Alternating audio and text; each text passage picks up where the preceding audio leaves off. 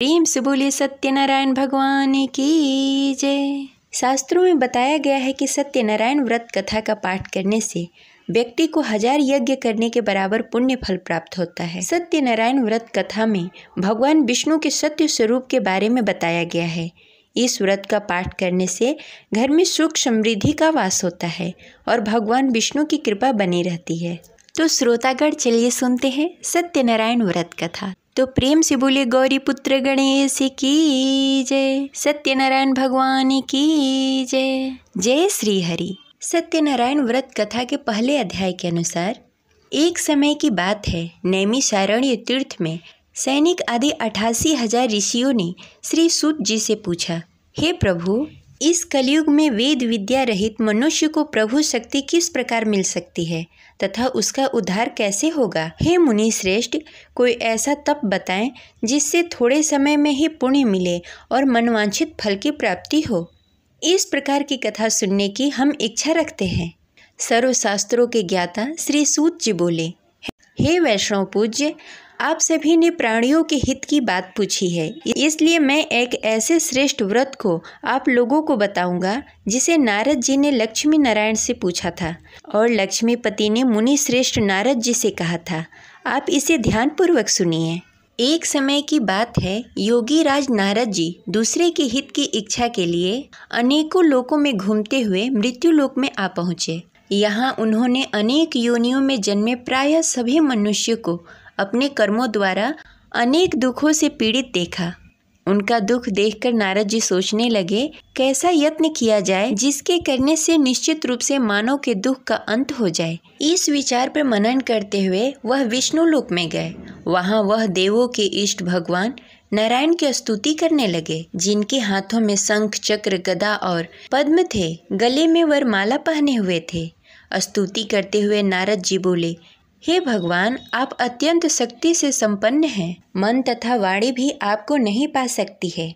आपका आदि मध्य और अंत नहीं है। निर्गुण स्वरूप सदृश्य के कारण भक्तों के दुख को दूर करने वाले आपको मेरा नमस्कार है। नारद जी की स्तुति सुनकर भगवान विष्णु बोले, हे मुनि श्रेष्ठ, आपके मन में क्या बात है? आप किस काम के लिए पधारे हैं? उसे निसंकोच कहिए। इस पर नारद जी बोले, हे प्रभु, मृत्यु लोक में अनेक योनियों में जन्मे मनुष्य अपने कर्मों द्वारा अनेक दुखों से दुखी हो रहे हैं। हे नाथ, आप मुझ पर दया रखते हैं, तो आप बताइए कि वो मनुष्य थोड़े प्रयास से अपने दुखों से कैसे छुटकारा पा सकते हैं। श्री हरि बोले, हे नारद, मनुष्यों की भलाई के लिए तुमने बहुत अच्छी बात पूछी है। जिसके करने से मनुष्य मोह से छूट जाता है, वह बात मैं तुमसे कहता हूँ, उसे सुनो। स्वर्गलोक और मृत्युलोक दोनों में एक दुर्लभ उत्तम व्रत है जो पुण्य देने वाला है। आज प्रेमवश होकर मैं तुमसे कहता हूँ, ध्यानपूर्वक सुनो। श्री सत्यनारायण भगवान का यह व्रत अच्छी तरह विधि विधान पूर्वक करने से मनुष्य तुरंत ही यहाँ सुख भोग कर मरने पर मोक्ष पाता है। श्री हरि की वचन सुनकर नारद जी बोले कि उस व्रत का क्या फल है और उसका विधान क्या है? यह व्रत किसने किया था? इस व्रत को किस दिन करना चाहिए? सभी कुछ विस्तार पूर्वक बताइए। नारद जी की बात सुनकर श्री हरि बोले, दुख व शोक को दूर करने वाला यह व्रत सभी स्थानों पर विजय दिलाने वाला है।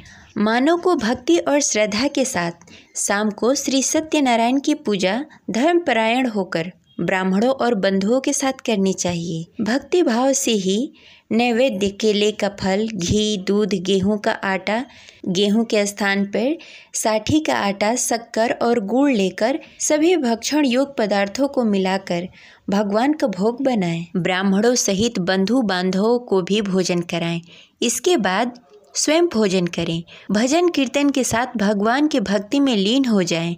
इस तरह से सत्यनारायण भगवान का व्रत करने पर मनुष्य की सारी इच्छाएं निश्चित रूप से पूरी होती है। इस कली काल अर्थात कलयुग में मृत्यु लोक में मोक्ष का यही एक सरल उपाय बताया गया है। इस प्रकार श्री सत्यनारायण व्रत कथा का प्रथम अध्याय संपन्न हुआ। तो प्रेम से बोलिए सत्यनारायण भगवान की जय। श्री सत्यनारायण कथा के दूसरे अध्याय के अनुसार श्री सूत जी बोले, हे ऋषियों, जिसने पहले समय इस व्रत को किया था उसका इतिहास कहता हूँ, ध्यान से सुनो। सुंदर काशीपुर नगरी में एक अत्यंत निर्धन ब्राह्मण रहता था। भूख प्यास से परेशान होकर वह धरती पर घूमता रहता। ब्राह्मणों से प्रेम करने वाले भगवान ने एक दिन ब्राह्मण का वेश धारण करके उसके पास जाकर पूछा, हे विप्र, नित्य दुखी होकर तुम पृथ्वी पर क्यों घूमते हो? दीन ब्राह्मण बोला, मैं निर्धन ब्राह्मण हूँ, भिक्षा के लिए धरती पर घूमता हूँ। हे भगवान, यदि आप इसका कोई उपाय जानते हो तो बताएं। वृद्ध ब्राह्मण कहता है, हे विप्र, सत्यनारायण भगवान मनोवांछित फल देने वाले हैं, इसलिए तुम उनका पूजन करो।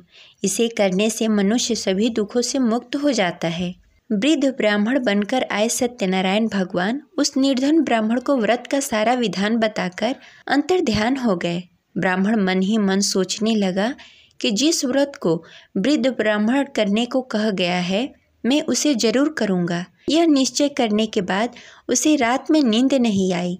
वह सवेरे उठकर सत्यनारायण भगवान के व्रत का निश्चय कर भिक्षा के लिए निकल चला। उस दिन निर्धन ब्राह्मण को भिक्षा में बहुत धन मिला, जिससे उसे बंधु बांधवों के साथ मिलकर श्री सत्यनारायण भगवान का व्रत संपन्न किया। भगवान सत्यनारायण का व्रत संपन्न करने के बाद वह निर्धन ब्राह्मण सभी दुखों से छूट गया। हर माह इस व्रत को करने लगा। इस तरह से सत्यनारायण भगवान के इस व्रत उसी समय से जो मनुष्य करेगा वह सभी प्रकार के पापों से छूटकर मोक्ष को प्राप्त होगा और सभी दुखों से मुक्त हो जाएगा। श्री सूत जी बोले कि इस तरह से नारद जी से नारायण जी का कहा हुआ श्री सत्यनारायण व्रत को मैंने तुमसे कहा। हे विप्रो, मैं अब और क्या कहूँ?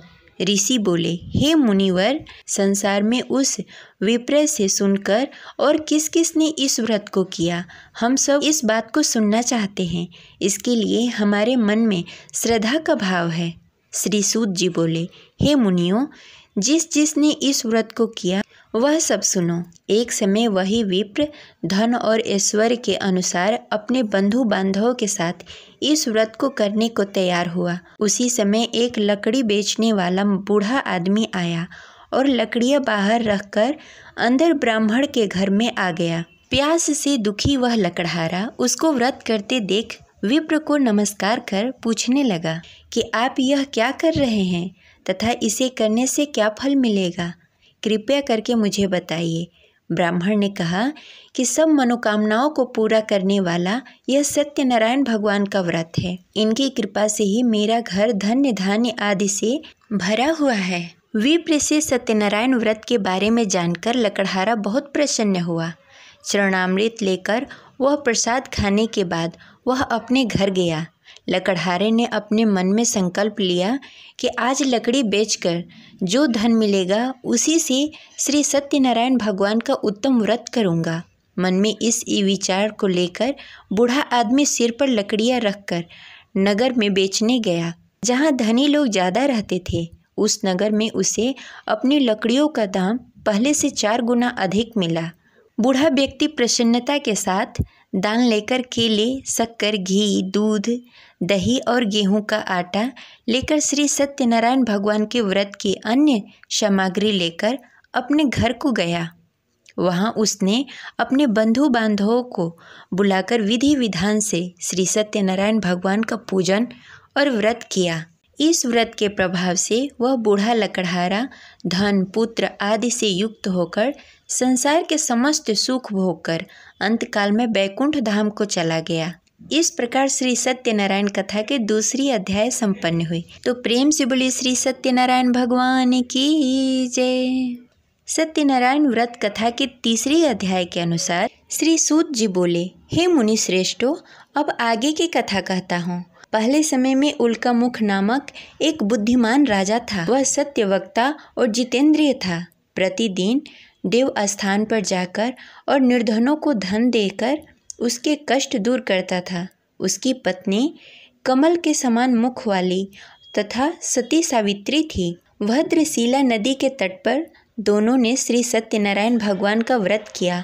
उसी समय साधु नाम का एक वैश्य आया। उसके पास व्यापार करने के लिए बहुत सारा धन भी था। राजा को व्रत करते देखकर वह विनय के साथ पूछने लगा, हे राजन, भक्ति भाव से पूर्ण होकर आप यह क्या कर रहे हैं?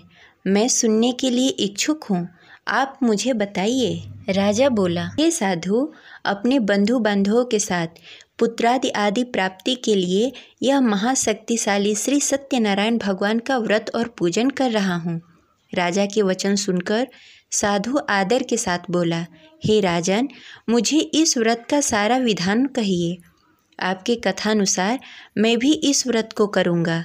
मेरी भी संतान नहीं है और इस व्रत को करने से निश्चित रूप से मुझे संतान की प्राप्ति होगी। राजा से सारा व्रत का विधान सुनकर व्यापार से निवृत्त होकर वह अपने घर गया।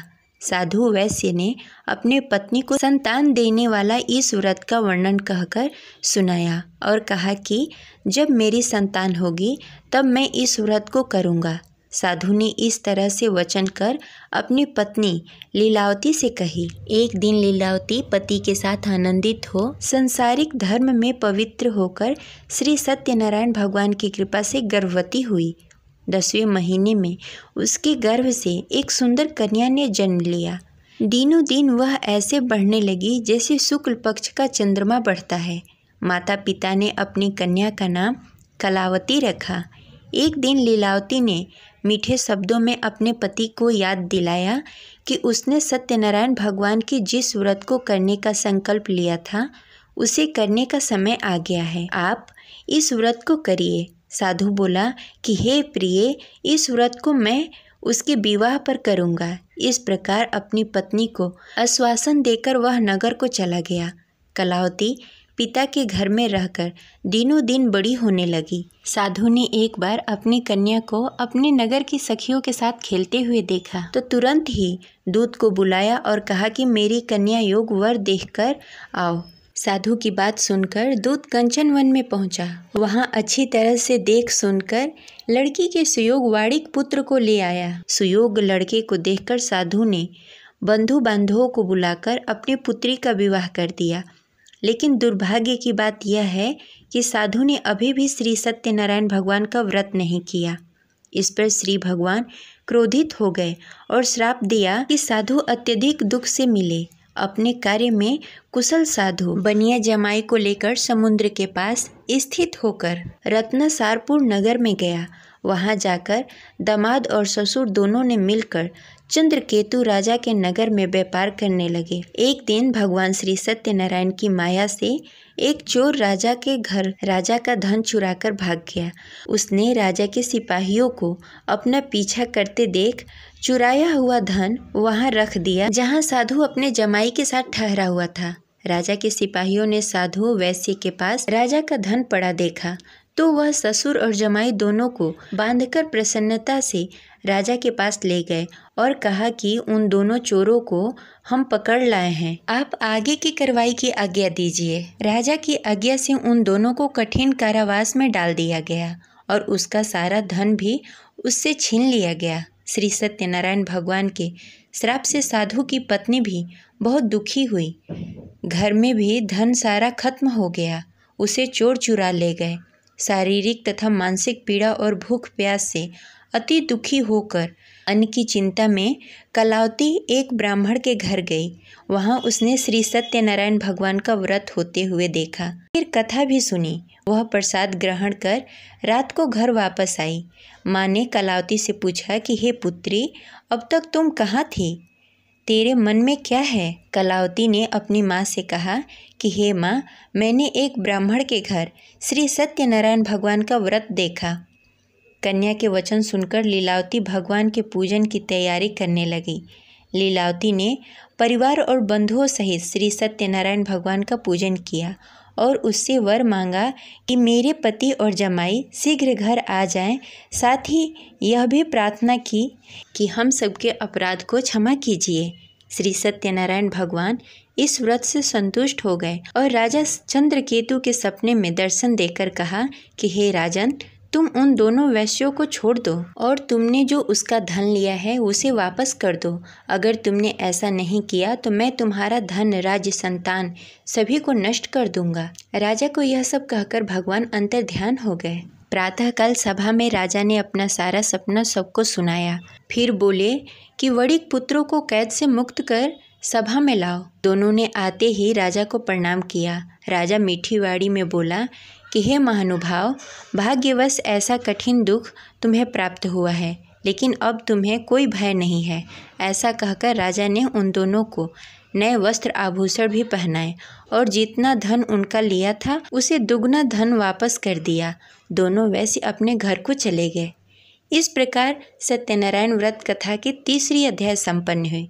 तो प्रेम से बोलिए भगवान सत्यनारायण की जय। सत्यनारायण कथा के चौथे अध्याय के अनुसार सूत जी बोले, वैश्य ने मंगलाचार कर अपनी यात्रा प्रारंभ की और अपने घर की ओर चल पड़ा। उसके थोड़ी दूर जाने के बाद एक दंडी वेशधारी श्री सत्यनारायण ने उससे पूछा, हे साधु, तेरे नाव में क्या है? अभिवाड़िक वड़िक हंसता हुआ बोला, हे दंडी, आप क्यों पूछते हैं? क्या धन लेने की इच्छा है? मेरे नाव में तो बेल और पत्ते भरे हुए हैं। वैश्य के कठोर वचन सुनकर भगवान बोले, तुम्हारा वचन सत्य हो। दंडी ऐसे वचन कह वहाँ से दूर चले गए। कुछ दूर जाकर समुद्र के किनारे बैठ गए। दंडी के जाने के बाद साधु वैश्य ने नित्य क्रिया के पश्चात नाव को ऊंची उठते देखकर अचंभा माना और नाव में बेल पत्ते आदि देखकर मूर्छित होकर जमीन पर गिर पड़ा। मूर्छा खुलने पर वह अत्यंत शोक में डूब गया। तब उसका दामाद बोला कि आप शोक न मनाएं, यह दंडी का श्राप है, इसलिए हमें उसके शरण में जाना चाहिए, तभी हमारी मनोकामना पूरी होगी। दामाद की बात सुनकर वह दंडी के पास पहुंचा और अत्यंत भक्ति भाव से नमस्कार करके बोला, मैंने आपसे जो असत्य वचन कहे थे उसके लिए मुझे क्षमा कर दें। ऐसा कहकर महान शोकातुल्य होकर रोने लगा। तब दंडी भगवान बोले, हे वड़िक पुत्र, मेरी आज्ञा से बार बार तुम्हें दुख प्राप्त हुआ है। तुम मेरी पूजा से विमुख हुआ। साधु बोला, हे भगवान, आपकी माया से ब्रह्मा आदि देवता भी अपने रूप को नहीं जानते, तब मैं अज्ञानी कैसे जान सकता हूँ? आप प्रसन्न होइए। अब मैं समर्थ के अनुसार आपकी पूजा करूँगा। मेरी रक्षा करो और पहले के समान नौका में धन भर दें। साधु वैश्य की भक्ति पूर्वक वचन सुनकर भगवान प्रसन्न हो गए और उसकी इच्छानुसार वरदान देकर अंतर्ध्यान हो गए। ससुर दामाद जब नाव पर आए तो नाव धन से भरी हुई थी। फिर वहीं अपने अन्य साथियों के साथ सत्यनारायण भगवान का पूजन कर अपने नगर को चल दिए। जब नगर के नज़दीक पहुँचे तो दूत को घर पर खबर करने के लिए भेज दिया। दूत साधु की पत्नी को प्रणाम कर कहता है, मालिक अपने दामाद सहित नगर के निकट आ गए हैं। दूत की बात सुनकर साधु की पत्नी लीलावती ने बड़े हर्ष के साथ सत्यनारायण भगवान का पूजन कर अपनी पुत्री कलावती से कहा कि मैं अपने पति के दर्शन को जाती हूँ, तू कार्य पूर्ण कर शीघ्र आ जाना। माता के ऐसे वचन सुनकर कलावती जल्द से प्रसाद छोड़कर अपने पति के पास चली गई। प्रसाद की अवहेलना के कारण श्री सत्यनारायण भगवान रुष्ट हो गए और नाव सहित उसके पति को नाव में डुबो दिया। कलावती अपने पति को ना पाकर रोती हुई जमीन पर गिर पड़ी। नौका को डूबा हुआ देखकर वह कन्या को रोता देख साधु दुखी होकर बोला कि हे प्रभु, मुझसे तथा मेरे परिवार से जो भूल हुई है उसे क्षमा करें।